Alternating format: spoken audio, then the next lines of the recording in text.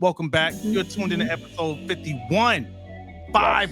51, man. Of Technically Speaking, we are giving you news you can use.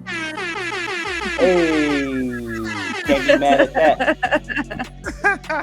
and everybody, thank you for those who are returning, and for those who are new, make sure you like, comment, subscribe, and tell a friend to tell a friend that we're giving you the great things that's gonna change the things of your day. Man, getting into the show, man. Well, hold on. Shh. Siri's listening. Oh, damn. She's listening, brother. She is. And look, the reason why I say where that, my money? Because Apple said, hey, you know what? Yeah, we tapping in. We got $94 million settlement for y'all to come get this money, honey. Get this strange change. Now, here's the twist. You can What's the twist? Because they've been going back since 2015. Ain't with a twist? Listening to it. You know what I'm saying? Now, Siri, iPhone with a twist. Look, she jumping up right now. As soon as I said the word, she listening. The fans is watching. We're gonna call her Riri with an S. That's what we're gonna call her right now. So Riri with an S ended up having to cause Apple some money, honey, and that's about $94 million, right? $94 million settlement. Please, that's a drop in the bucket. Oh, give me a break. I know, right? That's a tax write-off. But exactly, right? So don't hate the player, hate the game. Yeah. Each person get benefit who had a Riri device since 2015. You got to be, and you can only get up to 5 credit on 5 of them, unless you decide to go and sue them yourself. And with that, you only get $20 per device. So if you look at it, Apple is just getting over on us. Oh yeah. And every year these devices get bought. They do 3 WWDCs every year, Worldwide Development Conference, right? So they do a Mac computer, then they do an iPad, and then they do a phone unveiling. So all these 3 things, not to mention the watches and their unsuccessful Apple VRs, right? Those things that you pay $3,500, get your money back and then some. You know what I'm saying? Yeah. All these things happen, and you only get $100 back. Come on now, Apple, y'all got to do better. Yeah, y'all gonna make more money, way more money. But see, this is what do they use that at. Data for? I want to know. They use that data. Everybody's using the data for AI. That's why they came out with their Apple Intelligence technology. But what they're going to do, they're like, okay, we paid $94 million instead of doing 465 R&D, research and development. They'll go ahead and just say, hey, we got a whole bunch of information from Siri. Let's go ahead and plug this into our AI and pay out a lawsuit. I'm pretty sure they probably would have paid more. Why? Because the data is more important than the dollar to them. What do we say? Data is the new drug, and AI is the new plug. That is the new drug. Hey, for real, man. With so much going on with AI, man, you got a good point, man. Because I'm seeing here they denied any wrongdoing, but at the same time issued an apology. So it's like, you're right, man. They getting off easy because they're gonna make money off that data that they mine. They're data mining. You know what I mean? So I mean, like, if you're asking how are we able to clone voices and stuff like that, is because people like Apple, or they're capturing it, storing it, and you know, we're at the point, man. It's you need to come up with your contingencies, man. I don't think we could protect data anymore, man. If you really think about it, because there's too many what we call threat vectors, right? We're letting the vampires in. The vampire can't come in your house until you invite the vampire in, but we just got too many ways. How do we do that? How are we inviting them in? Accepting the user term and agreement. Yep. A lot of us just simply like, yeah, whatever, accept and move on. You've given them the right to record you without you even realizing it. So it's not something that we can be mad at, because in order to use the device, you have to accept the user agreement. And who really reads that? Who reads the? You know what? I told you what I did the other day, and I still ended up just going ahead and selecting it. I highlighted everything, threw that bad boy in ChatGPT, and said, "Hey, make this make sense to me. I'm a 12-year-old educated kid." And then they broke it down to me, and I said, "Break it down to me in less than a page," because I mean, I'll read a page. I'm not about to be. And then they make the font so small because they know what they do. Yeah. But I'm telling you, the loophole: get yourself a business and make your own image and likeness contract with yourself. So if they take your information, your corporation can sue because your corporation owns your image and likeness. Hey, that's a hell of a life hack. I see that. You feel what I'm saying? I'm gonna trademark myself. Yeah. People get their own websites all the time. Like I have the domain Corey Alvarez because of the fact that if I ever become superhuman, super duper duper uber rich, I get that super uber rich, I know somebody's gonna want to try to profit off of it. I bought my own domain. Good. Corey, remember the little people who love and support you. He's all about I'm all about the little people. Because if I find something that's gonna work, I'm gonna give y'all the game to change y'all lanes. There you go. Hey, that's wrong with that. Tools you could use though, for real though. Get out. Hey, that's so. What's that life hack again? Can you share that again, sir? Yeah. So get you a business and make sure you keep it up good too, because you want to own your own image and likeness. You know what I'm saying? Mm-hmm. Your image and likeness is important. And if you sign a contract with yourself, say for instance, my company is Core ENT. Mm-hmm. Core ENT gives a contract to Corey Alvarez, and then Corey Alvarez says, "Yes, I will give over my image and likeness to my own entity, my own corporation," and then probably put a term on it. Because if somebody wants to buy your company and then you actually sign to your image and likeness, then they own you too. You know what I'm saying? You don't want to do that, but create a name, image, and likeness (NIL) agreement between you and your corporation. So now if somebody use your image and likeness without your approval, instead of these class action lawsuits, your corporation can go ahead and file a suit with them. And businesses more likely will go ahead and do two things. One, they have an insurance claim so they can just pay out. Number two, they won't use it again. They'll settle because you can easily take it to court. That's smart, dude. I would have never thought about that. Hey, shout out to that one right there, man. Hey. Yeah, man. That. In the meantime, file that claim if it's worth it. Get your $100. It's an easy $100. They're gonna use your information regardless, because it says if you don't do anything, then you forfeit the right to make any type of money off of this, or unless you decide to go and get your own lawyer. And then you get your own lawyer, you're talking about hundreds of thousands of dollars where you're probably not gonna make any money back. Just to say I sued and won Apple, it's not worth it. Well, I'm not gonna get no money because I got an Android, so I'm missing out on that. Don't be look. Apple probably was the first, because just think, Samsung had Bixby. Yep, and Google Voice had G1. Man, we might as well just honestly, man, you're better off like doing what you did on top of make sure you got your identity theft, get your cyber insurance, man. Make sure you got that espionage insurance. We've been talking about this stuff. I mean, that's where we are these days. Like when you get in your insurance policies, make sure you add those line items. Get house insurance, car insurance, life insurance, cyber insurance. Like, just get it, man. So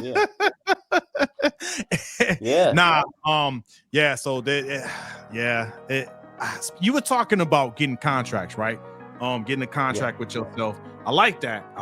That's a hell of a life hack. But when you brought up the contracts, man, you made me think about the next topic I want to talk about, man, and that's government contracting, especially in the DoD. So unless you've been under a rock, right? The theme of this administration has been make the government more efficient. Am I lying? That's what DOGE is. Department of Government Efficiency. Now, as a taxpayer, Corey, Yes, do you want your government to be efficient with tax dollars? Of course. Okay. Of Okay. course. How efficient do you want them to be, sir? As efficient as they can. Here's the problem. Not problem. Here's my thing. If tax dollars are being going to good use, I'm not tripping. Because, Compton used to have a gang of potholes. Those are tax dollars that fill them. Law enforcement, law enforcement is very important in certain communities, because if you're hearing a lot of gun violence is happening in areas, and you have the right type of programs for like overtime for police officers, and they're bringing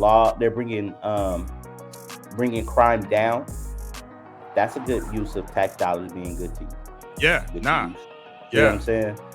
Like, I look at all these things because of the fact that these not only just provide safety for community, it provides jobs for people, right? Yep. And that's what we're all about. I mean, yeah, I understand a lot of people feel a certain type of way how things are going. My whole situation is this: let's find the good in what we got, and let's just move forward. No, I'm with that. Yeah. An excellent point, right? So you want to see results, you want efficiency, you want jobs to be created.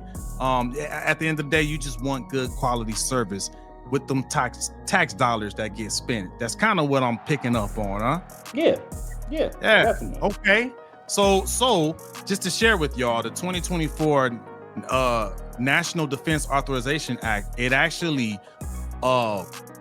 approved a program that the DoD can use to do exactly what you described, sir.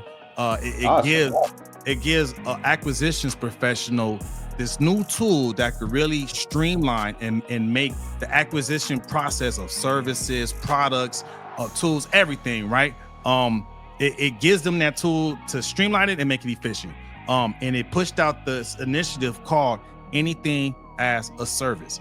And when I say anything, I mean anything. There's some targeted areas, right, within that. One of the big ones that jumps out to me is space as a service. So, Bobby, you probably can attest to this. When I say space as a service, what does that bring to mind? Some of the work that I do. Some of the work that you do. But what happened recently especially with government employees, to where you might need space rented out as a service? When you talking about space, you talking about like outer space, or you talking about like I got an extra room? Like space, building space, building space. Yeah. What happened to where being able to get space as a service is now important to the government? I mean, it's important to the government because now without, if you have people that elected to do the DRP, the delayed pension program, now that just opens up desk area for people in different buildings, different areas. So what you could end up doing is consolidating members of teams into other areas, freeing up more space in other buildings. Is that kind of where you're going up? Close. So remember what had happened was all the government. I don't know what answer you're looking for. I see where you're going with it. But what had happened was, remember when all the government employees were told they had to come back? Oh yeah. So remember, I didn't know what you were talking about. Rewind back to COVID, right? When we got used to working remote, hybrid, and stuff like that. But top of this year, baby, they was you coming back. February. Yep. So work from where? Work from your office. So unfortunately, the space was not available for everybody to come back. So the space as a service gives the government the ability to actually buy space as a service. This program, Anything as a Service, when I was saying they can actually now use this program to get space as a service because they surged they need more space, right? Software as a service, I don't think that's new to anybody. Data as a service, SaaS, yep. Data as a service. All these different product codes, right? That are eligible to be placed under this program, Anything as a Service, and essentially It think Netflix, but for DoD contracts. Like, Netflix, if it's working good, you pay as you go, baby. Like at any point in time, if the Netflix isn't performing the way you need it to perform, what do? Pull out. Pull out. You cut that subscription. That's essentially what anything as a service is if the DoD, wait a minute, did I just let's focus. Wait a minute. All these D's going around and then you don't pull out. It's just like, whoa. Sorry. As soon as I said it, I'm like, no, Bobby. You definitely gonna need anything as a service if you don't pull out, okay? Yeah. Happy Mother's Day. Happy Mother's Day. You wanna know how they became mothers? Exactly. Take a guess. You didn't pull out. Oh man. Oh Lord. Oh, I'm God. sorry. All right, let's focus. Man. That was good. That was good. Anything as a service. Anything as a, I guess, I don't think that's gonna be approved as one of the anythings that could be acquired using tax dollars. I think that's how a lot of scandals happen. That was good. That's funny. Oh man. I'm just gonna leave that as a marker. We're gonna talk about it again, I promise you. It's gonna be like, I think what Corey mentioned earlier was pretty much on point with what the expectation is of if our government tax dollars are going to good things. I think that's something, regardless of what side of the aisle you can sit on, you can get behind that. I think the only thing I would add onto what Corey said, I won't take anything away because I'm all for more police officers in certain communities and stuff to help keep crime down, filling potholes. I'm all for that and stuff. But I think essentially over time, I would like to see a lot of transparency within the government. There's so much shady crap happening all the time. I would like to say, oh, okay, hey, this year we spent this much money from these organizations, and it was able to help fix homes for veterans, or is able to go help the needy or the disabled in these communities or something like that. Really pinpoint where our tax dollars are going, because I think that would kind of free up a lot of questions as to where's our money going. I don't want to see billions of dollars being given to other countries. The goal of anything as a service. So it's and again, that goes back to the Netflix model, right? The subscription-based pay as you go, to where the type of reporting that's going to be set up under this is going to give those government contracting officers that ability to see, is it working the way we want to? Yeah. Okay, cool. And they'll be able to keep using it. But if it's not, like you said, they cutting that subscription. You're out of there. So, but also too, one of the things where I think, if you've never been around government contracting, Corey, the acquisition process is pretty long and strenuous. Oh yeah, it's very expensive. The traditional way that at least the Department of Defense, the traditional way, it can take a lot of time. It could cost a lot of money. The administrative overhead that comes with acquiring a contract, it can get pretty pricey. But the anything as a service gives contracting officers a tool to streamline it, make it fast, get it quick. There's a few different product codes like cloud, data that we talked about, space as an actual physical space if you need extra space to put people coming back to work. The way that program works, they can enter these product codes under that program, and if it gets approved, they have to be able to award that contract within 100 days. That's quick. Oh, wow. Yeah, they have to be able to award that contract within 100 days. So let me ask this question, right? How can they forecast? How can they forecast the benefit of the contract if, let's say, they have, say for instance, the contract is a term of a year, right? Or I know government contracts got to be longer, but I'm just saying if it's a year, and in the first 4 months they don't see progress, but it could be just a downturn in that particular industry. Would they just say, let's go ahead and cut this $1 million contract that we have, and then so who benefits from the process? I mean, do the company have to pay that money back, or they just count it as a loss, or does somebody else pick up the remaining part of that contract? Or you see what I'm saying? Because I'm thinking, I'm as a salesperson. Questions. So I need my acquisition professionals out there to chime in on that. And this is new, so I'm not gonna lie to you. That's a very good question. You gave me something to get back to you on that. However, I know this: if they're not getting the quality they want within a specified amount of time, this gives them the ability to cancel that subscription and again be able to re-award that contract within 100 days. So it gives them that ability to move quick. You're not giving me what I wanted as a service at the quality level I needed at, then you getting replaced, baby. But what I'm looking at is like, okay, the person who loses the contract, do they have to forfeit over that money? I think that's gonna be contract by contract, however that was negotiated. So because all contracts are negotiated differently, so I can't say one size fits all. I'm the acquisition professional, I don't know. I mean, because if they receive the services, I don't know if they can get that money back unless people were being malicious and negligent.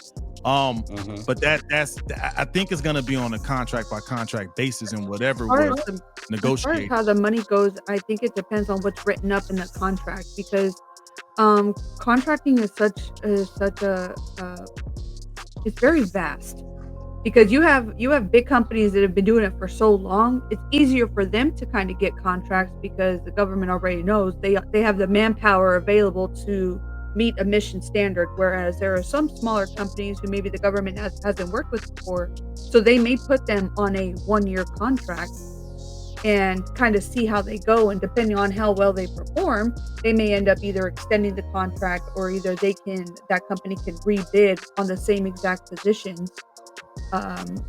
They'll get first rights to the bid of the contract if they deem towards the end of that contract that the partnership is working out. Yeah, I think it just really depends on the type of people that you hire. Yeah, depends on the contract. There's so many different factors that would go into that. I don't think if they're not doing well in 4 months, because that's really a small amount of time. That's a short amount of time. Now, a year time frame, and you're bringing in crappy people, they're not performing well, mission's not getting done. Chances are, when that 1 year is over, that is it.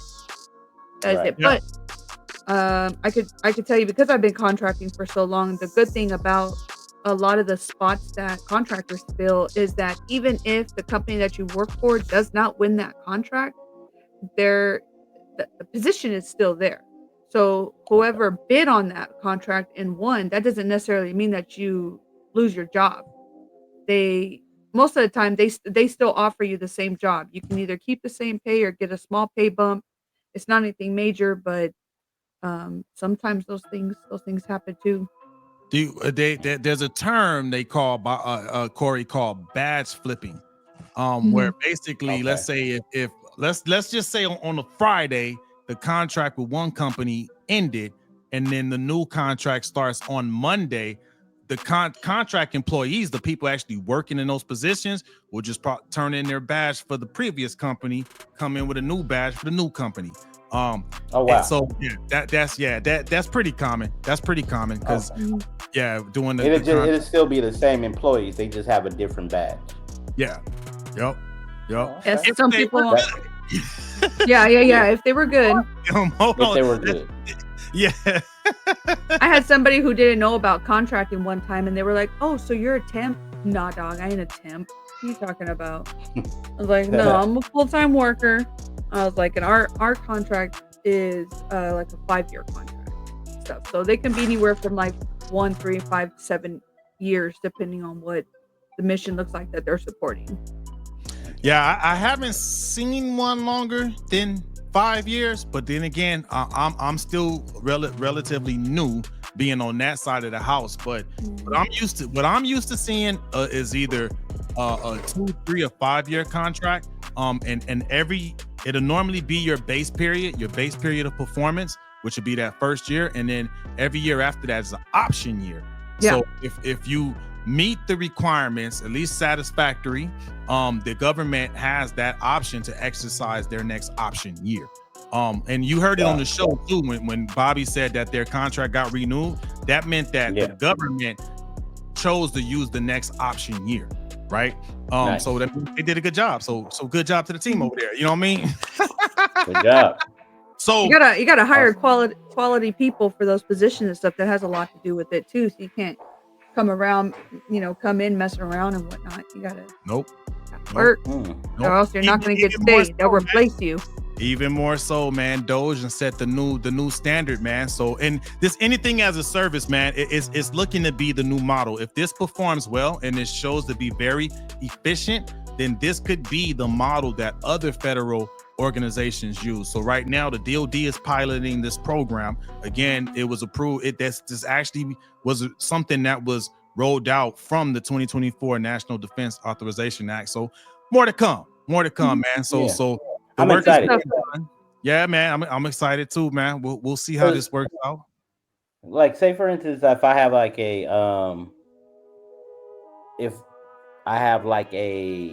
and I guess I have to be military, but if I had a military podcast, right? And I wanted to get a contract with the military with my podcast, then that'll be something to be able to submit to them. And if they say, hey, you know what? We're not getting the message out for what we like. We're just going to X this, right? We're just going to cut it off. They can do that. Well, I don't know if that would be one of the services, because there's only right now select product service codes that could be used. Yeah. So I don't recall. I think that may fall under marketing with it, which is a thing. There are contracts for marketing, because there are marketing contractors that help with like the recruitment videos and stuff like that. So if you see like a recruitment commercial on TV, most likely that was contracted out for some type of media company to do that. Yes, if that service was one of the product service codes that was entered into the anything as a service program. Right, which is in the pilot base, pretty much pilot mode right now, right? Yeah. So if it's good and the DoD adopts that DoD wide, maybe. We can have a technically speaking podcast for veterans, military only. We do represent the veterans out there, man. Hey, IGY6, man. Come on now. Okay. Hey, speaking of military, we keeping it military friendly on this, man. So our next topic, man, I wanted to lighten up the mood a little bit, man. When it comes to veterans sharing our experience, it tends to get a little dark, but this time we want to make this one fun, man. So I'm gonna start this out because I want to share a video about a military stereotype that I've ran into. So let me bring this up real quick. Here we go. It's about to go. Let me see. Let me get this thing. We gotta put a disclaimer. Nah, no disclaimer. No disclaimer. Let me go ahead and roll this out real quick. May I help you? Yeah, I need directions to the Army Education Center. AEC, that's building 2310. Park your vehicle in the green zone, step inside, get a pass. Listen, I'm running a little late. Can I drive somewhere? Yes, sir. You can drive to the green zone, get a pass. Look, I'm not even in the Army. I just have to make Park in the green zone, step inside, get a pass. Right. Green zone, inside pass. Probably get along good with my ex-wife.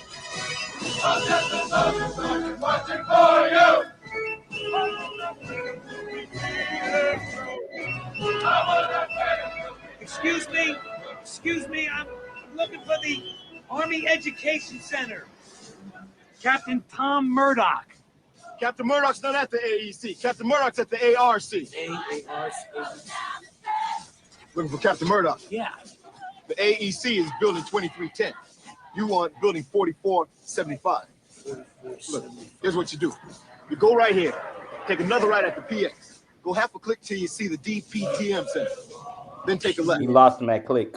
If you hit the RFPC, you've gone too far. DPTM, RFPC. Can I buy a vowel?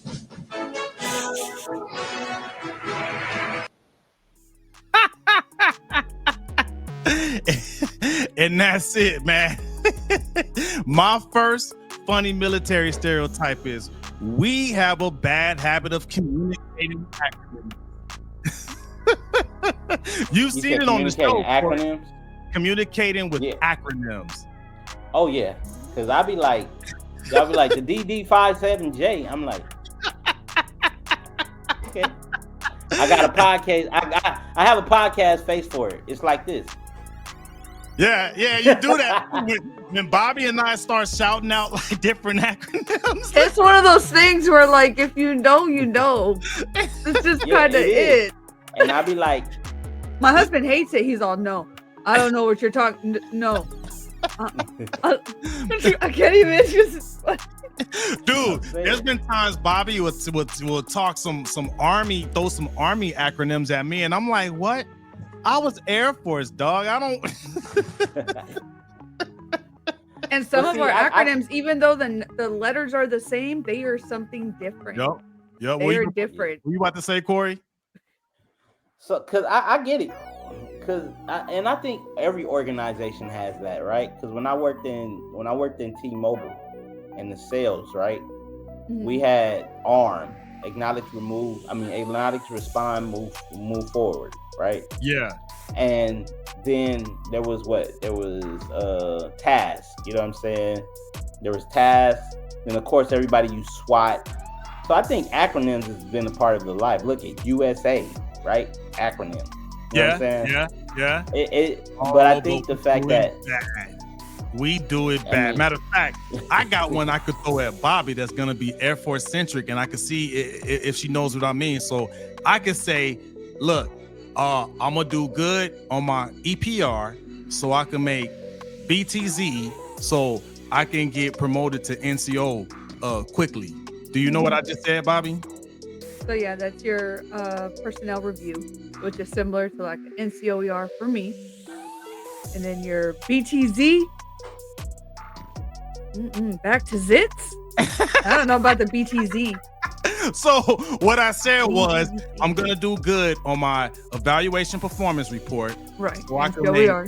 below the zone, which basically below the zone is a program where you can make a promotion to non-commissioned officer. That's the NCO. NCO. So that's basically what I said, right? But I said most of I've it. never heard that term. This That's definitely Air Force. Yeah. No, man. Hit me with one, Bobby, and see if I can make it out. Army one. So the one that was different from the Air Force was the COA, using the term COA. Wait a minute. COA, COA. Courses of action, right? Right, the Forces of Action, but in the Army, I knew it as a certificate of achievement. Oh, damn. So you're like, why does everybody need COAs? Like, this is what I'm thinking when I read it. I was like, I'm gonna have somebody to sit with me to describe it with this time, but I don't understand why everybody's getting certificates. Like, why you getting a certificate? Why you getting a certificate? Both get a certificate. What's some funny? Do I have to write these? That's what I was thinking. I'm like, am I supposed to be writing these? What the hell? What's some funny military stereotypes you may have had or heard about, Corey? Jarhead. Huh? Like jarhead. Like, I guess buzz cuts and jarheads. Like everybody, you know what I'm saying? Good point. Like, I had my buzz cut once. The military wants everybody to look similar. Mm-hmm. Look Uniform, similar when right. when you look uniform, you move as a unit, right? But the jarhead, I think, comes from the term of where I guess the Marines, because of how they look or either how they develop, they look like their heads were in jars. Yeah. Right. Shape. I thought it was Pointed the because term they had jarhead. their hair cut a certain way. I literally thought it was because what they had was like the bowl cut, and then it was like a jar. Yeah. Buzz haircut. Yeah.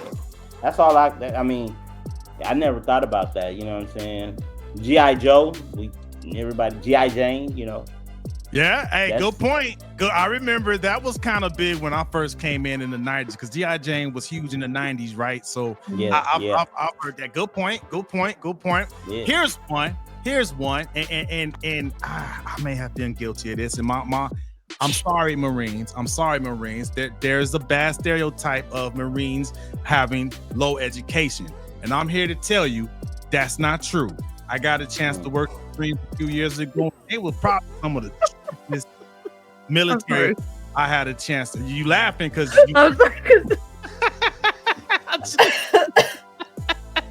the person I work closely with, he's a Marine, and I came in one day, I set a red crayon on his desk, and I was like, little snack for later, in case y'all don't know, they eat crayons for snacks.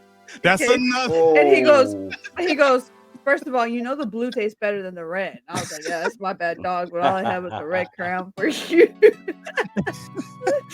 That's crazy. And the Air Force is the chair force. They think we're lazy. They think we lazy. Yup, I've been called that one before. And then I have heard Army ain't ready for the Marines yet. That's what I have heard. Ready for the Marines yet? I've heard that. Oh yeah.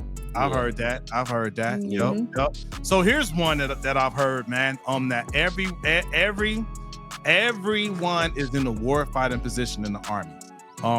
That's one that not all soldiers are in that. You got soldiers that do accounting, finance, all kind of things. Yeah, you're always a rifleman first, right? But they have so we're a soldier first. We are a combat fighter first and foremost at all things. We are here to kill. We ain't here to hold your hand and baby you. We are here to take people out. I know it sounds dark, but that's how war is. It's just what it is. Okay, it is just what it is. We are here to kill all day, every day.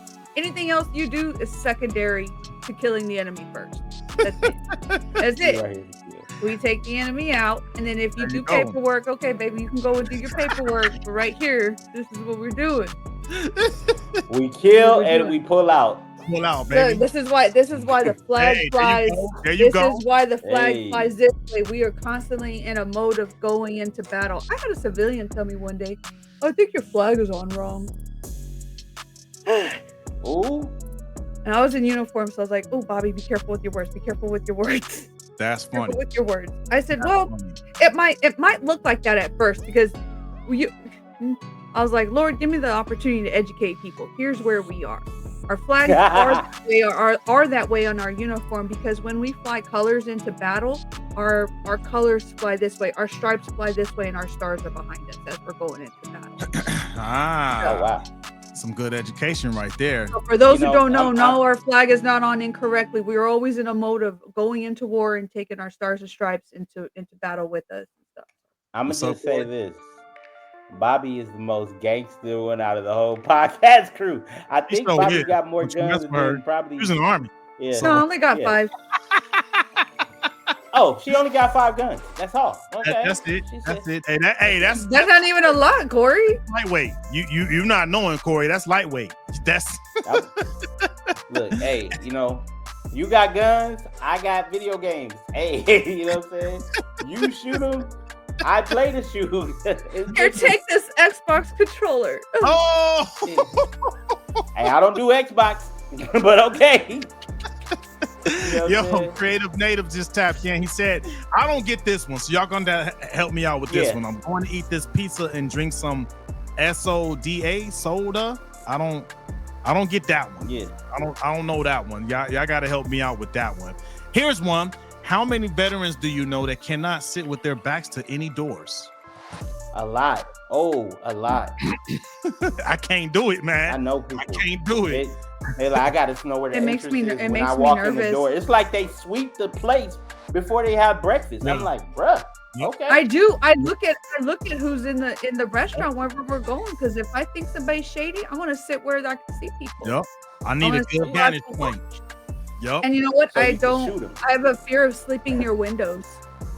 I don't sleep near windows. Okay. That's another one. That's another one. So why? Yeah. Here's the question.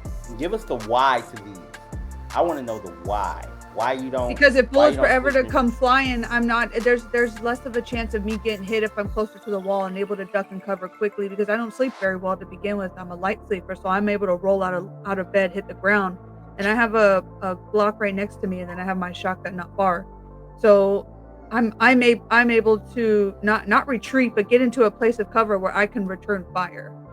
That's always what I'm thinking. Should it go down that way, I want to be ready because I've got, I mean, I know they're like husbands who are supposed to be the protector of their family, but my husband's not familiar with weapons like I am, so I'm kind of the protector of my family. Yeah. And that's okay. I'm okay with that. We know our strong suits, and his is not weapons, and that's okay.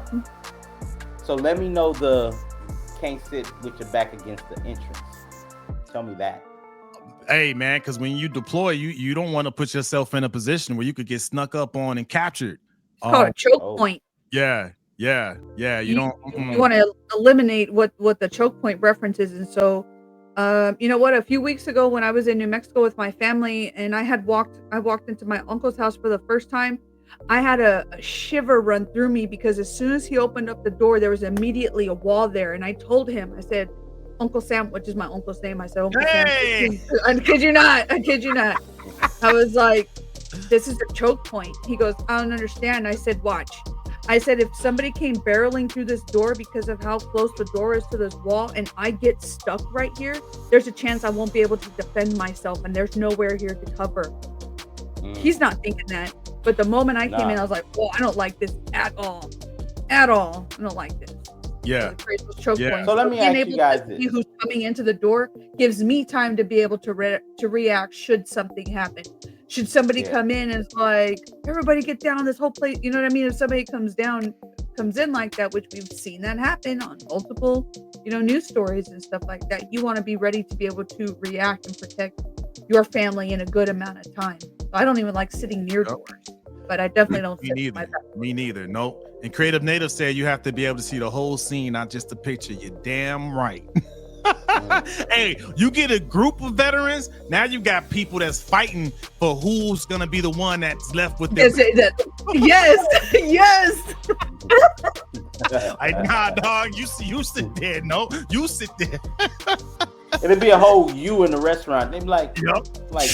And then you walk to the door, it's like, oh, are we having a meeting?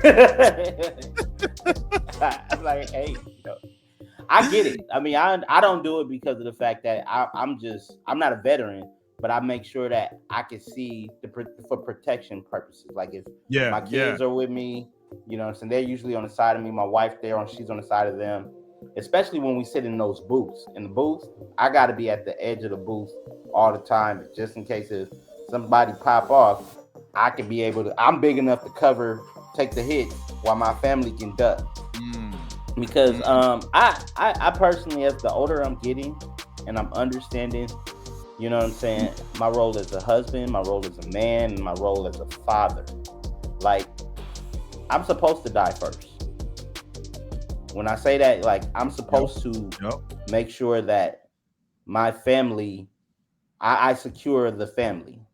And everybody may feel different about it, and that's cool, but I just know that I don't know how I could take knowing that, you know what I'm saying, there was an area where I could protect my family and didn't. And one of them died. 100%. Yep. I'm the same way, Corey. I'm obviously not a husband or a father, but I would take bullets and lay down my life before anything ever touches my kids or my husband. And I know it's probably, y'all don't come at me. I know that's probably demasculating, but that's nothing against him, but it's ingrained in me and there's nothing I can do to get that out of me. 18 years being in the military doesn't just go away overnight, and it's probably not going. I had somebody tell me one day, they're like, Bobby, you're nice, but man, you're like rough around the edges. I'm like, bro, that's the Army in me, man. And be soft. I don't know. Now. You know what I mean? Like, you're welcome.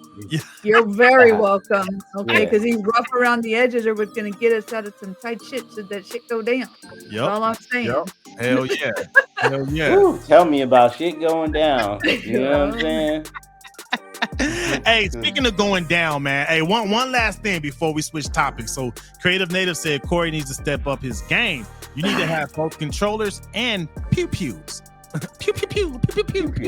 You know what? You're right. You're right. But I'm going to tell you right now, my wife would not let me get a gun if I wanted. I can't, but I got a whole bunch of knives. I got knives. That's that Alvarez in you, huh? You ain't bringing no knives to a gunfight. No, you chose not. No, I know I'm not. But please believe, you know what I'm saying? I know how to cut a person real deep. I know to get them right here. Get them right there. Straight Get them mafia right style. there. Get them right there. Artery slices. I mean, straight to the leg, my friend. Main artery runs from the top of your leg all the way to your heart. Get a good stab in that leg. So if you did bring a knife to a gunfight and you needed to run, Bobby, what could help him possibly run faster? Yo, I don't know if these can help you run faster, but I tell you what, if you get hit, it'll definitely help you out. Working in a secure facility, we often look at new things that are coming with the technology coming out. Since this is technically speaking, let's get into a tech topic real quick.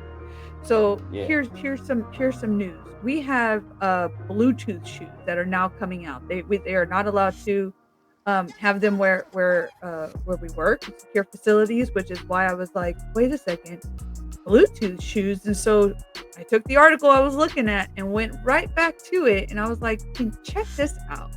I went to Nanalyze.com. Nanalyze.com has like the 11 different versions of the type of smart shoes that are now available. They have these all the way from regular running people to older folks. Now, the ones I was looking at for the elderly generation, basically it monitors how you step, and it can determine if a fall has taken place. And inside of the bottom of that shoe, there's a sensor where when you get the shoes, you set it up for having a emergency contact. So if you were to fall down, it'll recognize you having fallen down, and I think it gives you so much time to kind of get back up. But if you don't within a certain time frame, it sends a GPS location to your emergency contact, letting them know that you've possibly fallen. And so these aren't just good for elderly people who do a lot of hiking on trails where they're a little bit out of touch. It'll do the same thing, send a GPS location to allow trackers to be able to come in and pick you up and stuff. So use it for different purposes too. But they also they are also doing other things where they push analysis of the way that you walk, the way that you jump, the way that you run, and they'll send it to a smart device to be able to analyze how you can better perform while wearing these shoes based off of how you walk. It determines how much pressure you put on your insoles. It's really cool. That's pretty cool. I'm looking at this right here on my other screen, and I'm like, you know what? That is fascinating. And you know what they should do? Just being honest. Because I'm always looking for ways for them to repair it. Somebody's gonna get rich off of it. You know what I'm saying? When y'all do, make sure y'all throw us a bone or two. Like socks. If you can create a sock, like a pair of socks, comfort socks, where everybody can wear, you can probably eliminate a lot of trafficking. Because when I think of this, I'm thinking about sex trafficking, how so many kids are getting lost and getting taken, right? But if you have trackable wear, you could be able to locate somebody. And you can, you know what I'm saying? Especially because I'm thinking kids. I understand elderly, but I'm thinking kids. Kids ain't gonna want to wear no tech shoes. But if they put on some socks and they go into school and stuff, parents can track them. They can be able to see where they are. And certain socks probably could be, just think about the nanotechnology when it's coming into smartwear. You could be able to check pulses. So you can check a pulse in your leg to see if they're okay, if their heart is okay, if it's elevated, things like that. You realize, and then they can go ahead and bring it over. They can bring it over to people who have heart issues, right?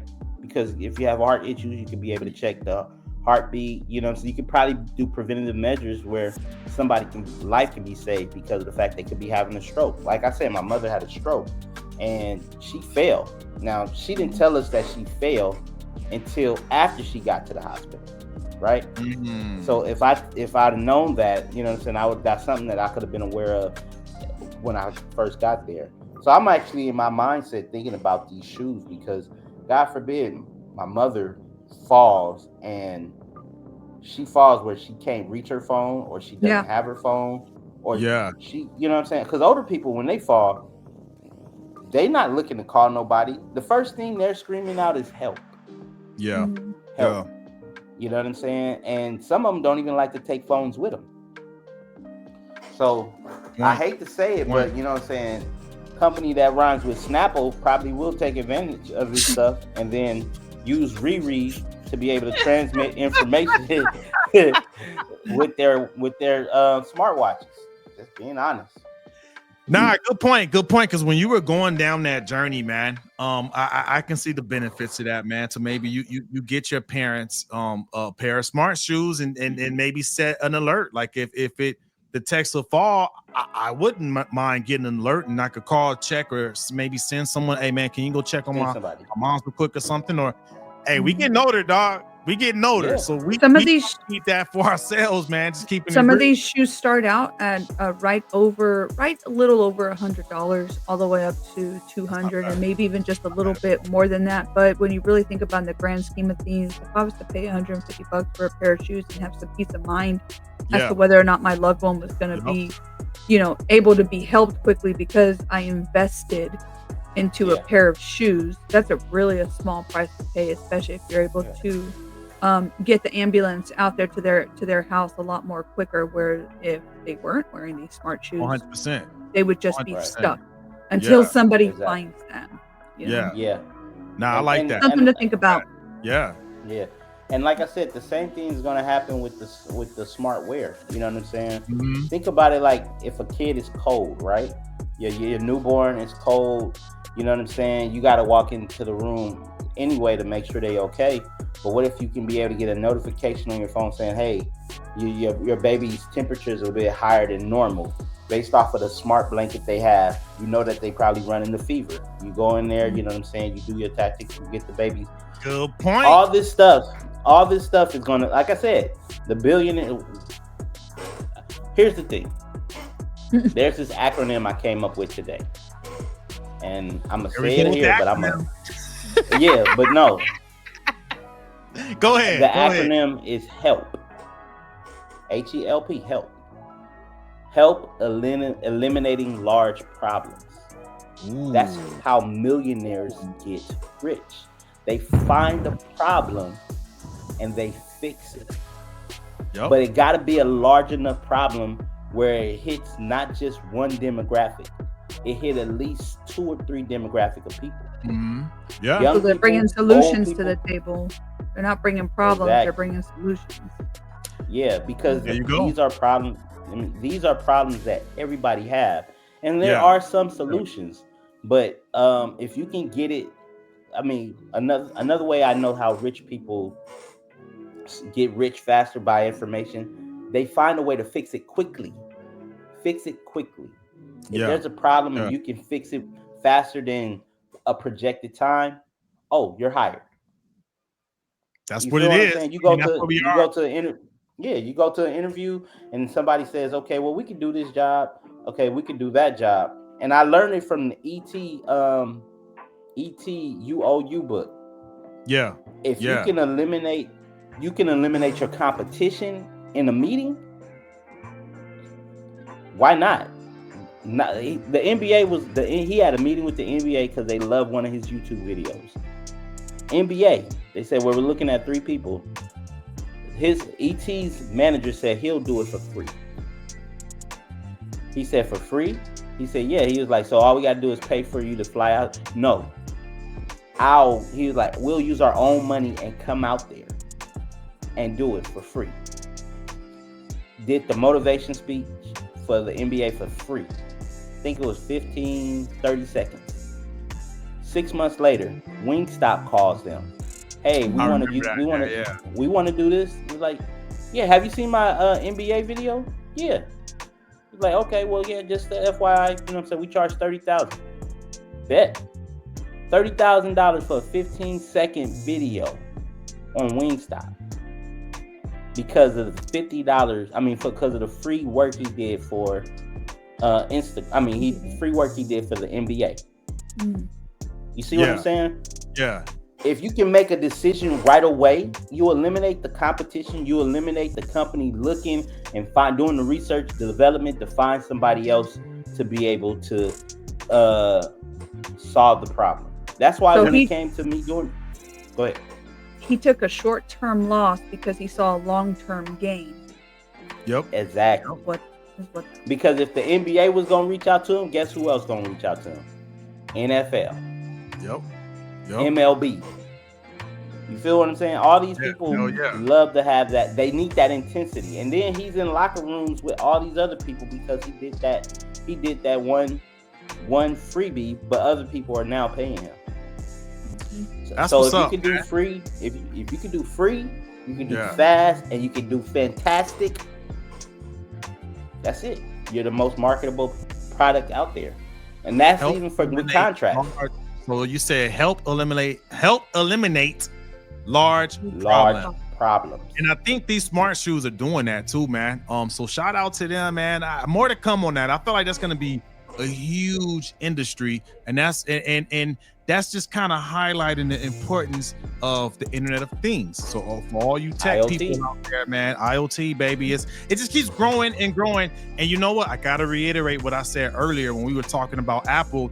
We're just gonna have to get used with our data being out there, man, because you cannot stop progress, right? Like, I want the smart wear. I want to be able to get data to my phone to know where my kids are. What if some of that smart wear is sending data back to their doctor, and the doctor can use that to help, kind of understand what's going on and get you the prescriptions you need quicker, right? I'm for it, man. I'm for it. I'm here for that, man. So, but hopefully, when these shoes come out, we're not gonna have high-ass tariffs that's gonna make them expensive as hell, man. What's going on with these tariffs, Corey? Let's talk. Tariff. Before we go and get into this, greatest with the tariffs, sir. Before we talk tariffs, make sure that you like, comment, and subscribe to our channel. Yes. Why? Yeah. Because we are giving you news that you can use. And before I get into these tariffs, I'm gonna tell you something, right? We provide so much information on this channel that I'm sure that you're gonna pick it up and change your name, change the lane. You can change your name from Mr. to Sir, meaning that you get elevated. You get letters from behind your grades. Like, hey, before I finish this term paper, I heard technically speaking talking about that. Let me go ahead and implement that term paper or that thesis so you can get that master's, right? Or that doctor's. Just think about that. But now, time to talk tariffs. 4 T's. Time to talk tariffs. Okay. 4 T's. 4 T's. You know what I'm saying? Not like the drink, not like the 40 ounce, but the 4 T's. I see what you did there. Okay. So China and America has agreed to bring down the tariffs for 90 days. 10% charge on tariffs. However, that both sides bi-directional, 10% for them and 10% for us?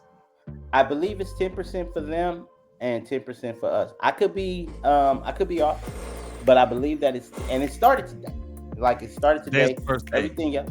Today is the first day because Donald Trump and I'm about to call him Pastor Donald Trump, President Donald Trump, and Trump. Nope. I respect. I was reading that China has a bunch of stuff sitting in their ports right now, bunch of product, and they can't go nowhere. They're losing out on money because of that. It's a business tactic. Yeah. So what you're saying is, for the next 90 days, hurry up and get them Temu orders in. Get your shit orders in, because the prices are back down right now for 90 days. Go, put them orders in right now. Right now. Hey, Christmas, early Christmas. I heard that Temu and Shein have they have a few warehouses here in the States where I guess some of their biggest products that sell, they actually put in like truckloads of them here so that when people buy them, they're already locally here to be shipped out. They don't have to be shipped necessarily from overseas right after you purchase them. They do have some ways. They have storehouses here. They stocked up their surplus because they were getting ready for the boost, the rise in the tariffs. So, but if there was something you had your eyes on that was not at a warehouse here in the U.S., better hurry up and buy. Hurry up. Hurry up and buy. Oh God. Okay. I haven't heard that in a while. But so here's the thing. Not the lady doing flips in the back. So the thing Right? about this is, I have a question. What's All up? What? Because there's been companies that's been already affected by it, right? Yeah. So do they now lower their prices because of this, or do they just keep those prices high and benefit off the extra price? That's good question. That is a very good question. Chime in on that, everyone that's live, man. Repeat that question. That's a great question. So the tariffs pricing that was in place, right? That it caused certain merchandise, certain goods to go extremely high. Mm-hmm. Do those prices drop now that they're in place for this 90-day grace, or is it going to go back up? I mean, or is it going to stay the same? And then that extra money that they're going to make, the company or the organization that raised the price, are they going to just pocket that? So is that going to help boost the economy, or what? That's my question. Good question. What do you think, Bobby? So I see you thinking. That thinker is thinking. I would hope, right? Because if you want to keep customers, once you start raising your prices, you're not going to have as many customers anymore. But if you lower the prices and then 90 days later, I think it depends on how much they go up. Remember, I was telling y'all that I had some stuff I was looking at on Shein, and it had only gone up $1 or $2. That's not going to make a big difference. $1 or $2 ain't going to make a difference. When you talk about a $17 item is now $87, F that. I'll go find something locally. Yeah, no, right. That's why. So I think you just answered the question with her answer as a consumer. So if I'm that business, right, who I had to raise my prices to accommodate what was going on, right, or compensate for what was going on, I gotta, because it's at the end of the day, it's not about me, it's about my customer, right? That's just good business. So my customer knows that the tariffs went down to 10%, then I gotta accommodate my customer, man. I feel like I have to lower the prices to be commensurate with what's going on with the tariffs. Otherwise, I'm gonna lose that customer. And you said that when the prices went up, the thing that was gonna save the businesses with their customers of that relationship, right? Yeah. In order for me to maintain that good relationship, man, I feel like I need to do what's best, man. And let me help your pockets out. I could lower the prices back down right now, but just know, being honest with the customer, transparency, right? Like transparency. I gotta raise it back up and stay with me, man. We in this together. Yeah. So I think that's what's gonna have to happen, man. I've seen some with the egg shortages. I think with the egg shortages, we've been having a lot of the different like Mexican restaurants and stuff that we go to. They say that their prices are going to have to be raised temporarily. Temporarily. When eggs would go back down and stuff, then the price would go down, which I think is understandable. When you used to pay, $3.80 for, a dozen and a half of eggs. Now it was like, what, $9 at one point? You're going to have to raise your prices to adjust for inflation, because if not, you won't make a profit. The whole idea of being in business and having business is to make a profit. I can see it from a business standpoint, but a lot of the signs I saw, they said temporary. So as prices go down, they will adjust their prices for Good point. I have seen all those signs at the Mexican food restaurants I go to. Shout out to Blanquitas over there. You know what I'm saying? My Port San Antonio, shout out, because they hold me down, man. Blanquitas. Yeah, shout them. Hey. That's the one over by Kelly, right? Yep. That's over by Kelly. Yeah, I've been there a couple of times. That's my spot right there. Hey, Creative Native said that he's still waiting on his see-through G-strings from Tamu. So we need that shit there right now. Go. Oh, okay. Hey, you know what I was all right, brother, say? Let us know how those work out for you. Yeah. Corey. He also said that if what you buy is American built, the price has actually gone down for most products that I buy. I don't know. I don't do a lot of I don't know. I can have y'all noticed that? Have y'all been buying more American-made products? I always try to buy more American-made products. On Saturday, when I was with my mom and my sisters and stuff, one of the painting with the twist that we went to, there were like 2 little boutiques right next to it. And we were like looking in the windows. We're like, oh man, look at this and look at these clothes. And there was a little sale rack that said all final sales. So I was like, oh, let me go check this out. I found a cute shirt. I'm like, oh my god, this is cute. I was like, $42. What the heck? Where's this made in?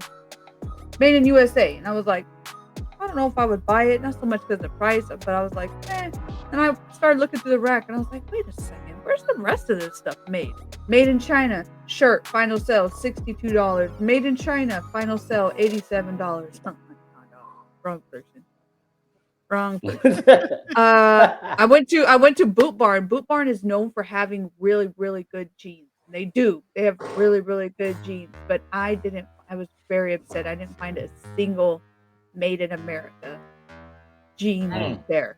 That's what I'm saying. Everything was made in China. What is made I was in like, America, man? Like, China. we've done it to ourselves. Yep. We've done it to ourselves. We want instant gratification for every single little thing. You know, as Americans, because we've grown in technology, you know, some of it had to do with when we hit the industrial period. We started building and growing so quickly that we forgot how to make our own clothes, how to do some of the basic necessities, going out, killing an animal, skinning it for food and stuff like that. We're truly making a dinner from slaughter to the table type of stuff. And the same thing with clothes, you know, straight from cotton, from picking cotton to putting it on your baby's back, you know, because you had to sew it yourself. We've got so much technology now that does all that stuff for us. So do we I don't think it's just that. I don't think it's that. touch. I think it's the fact that we ain't trying to do that shit. Sorry. I'll be honest with you. Keeping it real. Look, and I say for every black person who had to pick cotton, because I know I didn't. Oh my gosh. I'm not talking about it like that. My auntie, I'm talking about my auntie, all of them. Like I'm saying, I feel, and much respect to the farm to table people, right? You know what I'm saying? Where, you know what I'm saying? You skin them alive. I'm about to learn how to sew my own clothes. Let me tell you something. It's the fact that, yes, we have gotten convenience, but there's some things that we don't have the trade, skill, patience for. Because if I go to Nuke and ask Nuke to make me a t-shirt, right, out of this cotton that I've already picked for him, Nuke gonna come back with some glue, strings, and probably some tape. It could be like, bruh, this is all I can do. Why? Because they don't want to do that shit. Excuse my language. I'm sorry. But yeah, we're in quite the pickle, aren't we? Because we want all the manufacturing to come back. Like, do we have the factories? Do we have the infrastructure? Let's say they are there, how much of that needs to be updated, retrofitted, and brought up to code, safety? Like, there's a lot there, man. So I don't know. Have we in terms of just straight trade, right? Have we given the adversary too much leverage to where, okay, yeah, we'll negotiate, and we'll truce for 90 days, yeah, and probably in another 90 days. I think that's a good way of seeing it. We've given the adversary too much leverage, and now they try to hold it over our heads and be like, oh, now you poor Americans, now your prices are going to have to go up, and it's all because of the tariffs, or because of this person. And I think there's a little bit more to it than that. Yeah, man. I mean, even though we're talking about China, we're kind of in a Mexican standoff, because yes, you said it earlier, they're not making money because they can't ship the stuff, but then at the same time we're limited on the products we can get, because we just can't make a lot of that stuff here, man. Maybe eventually, say what? It'll come back. Like it'll come back, but we definitely gonna have to build the infrastructure. How long is that gonna take, right? Like, we're gonna have to reopen factories. How long does it take to reopen a factory? Yeah. So I mean, you gotta have about to curse, boy. You gotta have people that work in the factories, Ain't You nobody need the trying to work in people. no factory, Yeah. dog. Yeah. Unless I got TikTok in there, people right now they dancing and getting millions of dollars. So why would they want to go ahead and open up a factory to go make $9.50 an hour when they can just dance for 45 minutes and get $450? Last time I checked, I never what I'm heard saying? anyone waking up. Hell yeah, let me go work at the factory. Factory. It ain't no Look. $9.50 an hour. It's more than that because they've talked about because Trump is wanting manufacturing to come back to the States and stuff. And so he's found investors who are going to be able to put the money back into our economy, which is going to open up good paying jobs.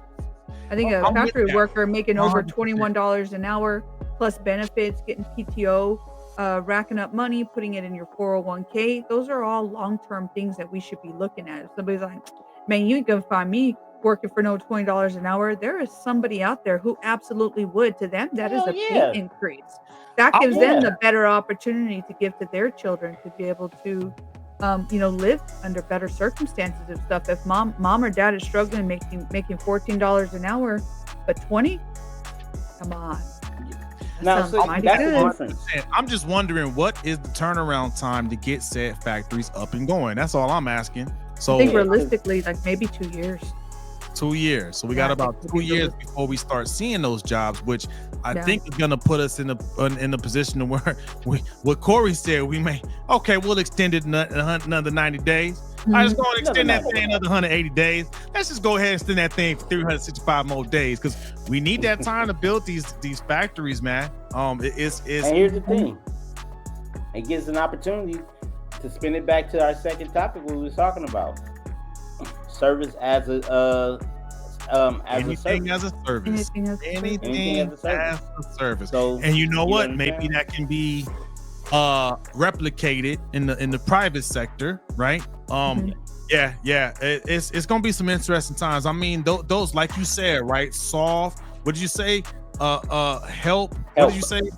Help eliminating large problems. So this is definitely opportunities for anyone out there that knows the way. Do you have a specialty skill where you can get a factory up and running quick? I don't know, because if I can tell you what in you demand can right do. now, baby.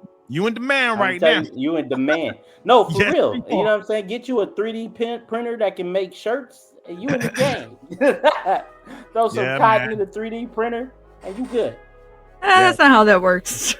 Well, I'm talking about the next like company, organization, whoever that has the resources and the know-how to build factories. Oh, you about to come up, baby. Yeah. It's come up time. Hold on now. Hey, if They gonna anybody's need looking some for land. land to lease for a factory, holla at your boy. Holla at your Yeah. boy. Wait a minute. I could do a long-term lease now. And for at least 2 years, right? Now we talking about 20. Holla at But your I mean, boy. we know that it's gonna take them 2 years to get that factory built. It's all right. They can use the option. Hey. Hey, they can. I just learned about leasing land now. You can use them option years. Let's talk. If you need some land here in Texas, West Columbia, close to water reservoirs to cool your factory equipment, holla at your boy. I can help you out. And if you up in the Lubbock area and you need something built to process cotton, because there's a lot of cotton fields in Lubbock, holla at your boy. I can help you out with that. We could talk some long-term land leases now. Let's go now. Hold on. This is getting better and brighter now. Look, you know what I'm saying? I like that LTLL, long-term land leasing. Long-term land lease. Long-term. Yeah. Speaking of long-term, That's some man. acronyms for your butt. There you go. There you go. Speaking long-term, man. Long-term thing that we got to do as parents is teaching these kids, man. And we're gonna close this night out, man, on a very important lesson we got to teach these kids. And what is that lesson, Bobby? Well, I don't want to end it on too dark of a note, but This shit is something dark. we definitely something you don't really think about and nobody ever wants to discuss. I learned this while selling life insurance, things people don't like to talk about, but being able to be open, honest, and upfront with your kids about another part of life, which is death. And being able to allow your kids, don't keep them away from it. I'd say be open, upfront, honest, listen to their questions because they're going to have questions. Because my kids did when my grandma passed away. They were like, "Well, where is she?" Like, "Well, she's left her body." Like, how do you describe what that is to the kids and stuff, or being able to even talk about, more recently, I told you I had to put my dog down and stuff, having Mhm. to discuss, where the dog is now and what that looks like moving forward, and Yeah. just being open and upfront and talk to them, keep their memories alive. If it was the family member, say yes, but this person loved you and their time on earth is gone. However you choose to decide, be open to what your kids have to say. Listen to what they, because they're probably a lot smarter than you think, or they see and hear things, Yeah. and Yeah. keep them a part of the conversation. But talking to our children, I think, about death, because it is a part of life. It How do is. you how do you deal with it? How do you grieve correctly? Because there are wrong ways and right ways to grieve. Yeah. We've had grown men who lose their wives to cancer. They're sad. They lose Mhm. they lose themselves to a bottle. People end up eating, because they're stressed out. They're grieving in that way. People grieve through anger, through outbursts, through Yeah. overeating. Sometimes they Maybe they have grieve in unhealthy silence. coping mechanisms. Yeah. Yep. Yeah. Yeah. Yeah, Yeah, and I so think Unhealthy. one technique that I use, man, to open up that conversation is talking about the plan, man, the succession plans with the insurance, man. I went and got another policy, and I had the conversation with the family, with the kids, man. I'm getting this, so I got to make sure you're good if something happens to me. Mhm. Just that's how I did it. And explain that so they know the plan, right? Like you Right. never know, you know what I mean? But what I don't want you to be is in a situation where you're not prepared. Right. And we've had this conversation to where I've been working on my family constitution, laying out what I expect of my future generations on what to do with the legacy I'm building for them. Mhm. Just got to be straight up with it, man. Like, hey, this is what I'm doing. I'm getting this because I need you to have this. If something happens to me, you better get the insurance money, pay this house off, because I don't want you to have to worry about where you're gonna stay at. You know what I'm saying? Exactly. If I'm taken out of the picture, man. So that's my technique on Mhm. how Yeah. I found to at least open up that conversation. But what about you, Corey, man? What kind of tips can you Well, share at that conversation, or start the conversation with the kiddos, man? I would start the conversation in a way of responsibility. You know what I'm saying? Okay. Like having my son, definitely when I'm doing stuff like in the kitchen or cleaning up, I'm like, son, one day you're gonna be doing this for your family when I'm not here. You know what I'm saying? And and letting him know that my job on this earth is to make sure that your life is better, Mhm. and showing that, and that's why I do this. So everything with me, with my kids, especially when it comes to like death, it's a teachable moment. You know what I'm Mm-hmm. saying? I Mm-hmm. God forbid, and I always say God forbid because I want to be there. I want to see them raise their kids and give Mhm. their kids sugary candy and stuff like that, right? You know what I mean? But I also want them to understand that it's like that may not be possible, but just know that even if I'm not here, all the things we have, all the things we've done, Hawaii, Toronto, Canada, Niagara Falls, memories, those things, letting you know that if I'm not here, you still have memories where I was. Yeah. And I still, Yeah. and thank God for technology. We still got pictures, we got video, those things. YouTube, I'm probably on YouTube more than I am in photo albums. But the fact is, they can be able to click. My youngest can click on a video when she's 30 or 40 and show her kids, this is Yeah. your granddaddy talking. You know what I'm saying? Granddaddy talking. This is how he made his living. This is how this mansion is here. This is how this compound. This is how we built the Alvarez name from media, technology, music, entertainment. You know what I'm saying? They know me for that because they know I'm good at that. Yeah. Yeah. And so That's now, good. you know what I'm saying? You know what I'm saying? It gives them, it gives them alternative of the technology. Sometimes we say we use technology for a lot of bad things, but it also has a lot of good things, and not just to try to get rich. It keeps memories alive. Yeah, good point. And you know what? That's you kind of gave away a secret, right? That's one of the reasons why I continue to want to do this podcast, so that my future generations can know, hey man, how was great grandpa Gmo, man? It's right here. Right. Go here.